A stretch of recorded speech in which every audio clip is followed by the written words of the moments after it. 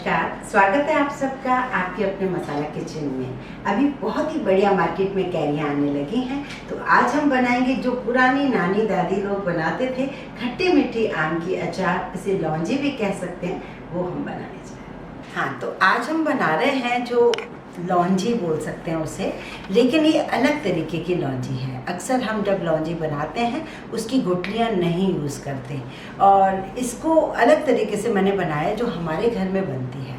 तो सबसे पहले तो हमें इसके लिए अचार का मसाला चाहिए। जो मैंने लास्ट वीडियो बनाया था उसमें अचार की साथ अचार का मसाला भी बना के रखा था, और बहुत ही बढ़िया उससे अचार का टेस्ट भी आता है और आप उससे काफ़ी सारी अचार बना सकते हैं। तो वही हमें मसाला इस लौंजी के लिए भी चाहिए। इसे हम खट्टा मीठा अचार भी कह सकते हैं। लौंजी और इसमें सिर्फ मेन फ़र्क है कि लौंजी करीब करीब हम 10-15 दिन खा सकते हैं, लेकिन ये अचार आपकी पूरी साल भर चलेगी, बहुत ही बढ़िया तरीके से चलेगी। आप इसे ज़रूर देखें। तो मैंने लिया है 1 किलो कैरी। इस वक्त जो कैरी आ रही है काफ़ी अच्छी गूदे वाली कैरी आ रही है। हमें इसकी गुठली भी चाहिए और कैरी काफ़ी मोटी अच्छी है। मैंने इसे काट लिया था, और आप किसी से कटवा भी सकते हैं, जो सब्जी वाले हैं काट भी देते हैं, तो उससे कटवा लीजिए या काट लीजिए। उसके बाद इसे छीलना ज़रूरी है। इसको पूरा छिलके जो है छील लीजिए। और मैंने इसमें 1 टेबलस्पून नमक, आधा टेबलस्पून हल्दी डालकर इसको 2 घंटे मैंने धूप में रख दिया था। इसका एक्स्ट्रा पानी आ गया है, अब हम इसका एक्स्ट्रा पानी निकाल लेते हैं। और ये सब चीज़ें हम लौंजी में नहीं करते, क्योंकि हमें इस अचार को रखना है लॉन्ग टाइम, इसलिए हमें ये सारा अचार वाला काम करना है। ये देखिए, अब हमें इसे सुखाना नहीं है। अब हमें जो जो इंग्रेडिएंट्स चाहिए वो मैं आपको बता रही हूँ। अब हमने एक बर्तन रखा है जिसमें करीब 100 ग्राम के आसपास ऑयल रखेंगे गरम करने। मैंने पहले ही बताया कि लौंजी जैसा सामान ज़रूर है, लेकिन हम बनाएंगे इसे ऐसा कि इसे पूरा साल भर रख सकें।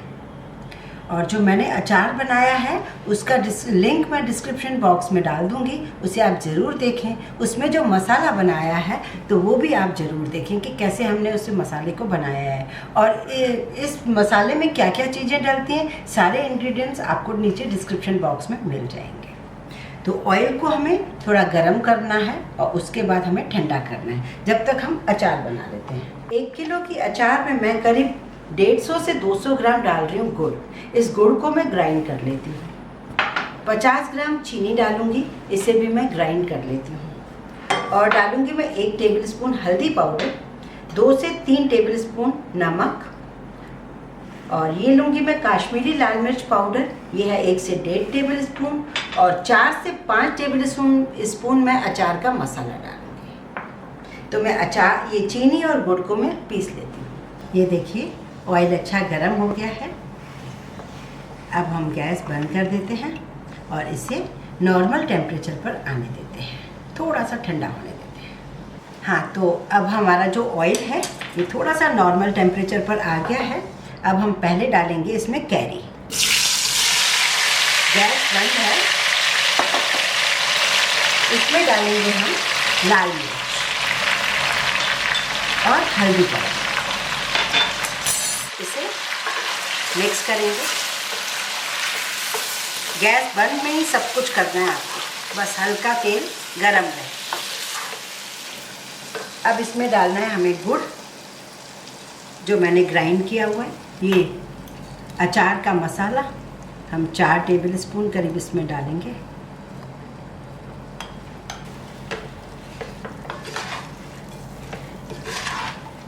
और इसी में मैं डालूंगी ये चीनी और ये नमक। अब इन सबको हमें मिक्स करना है।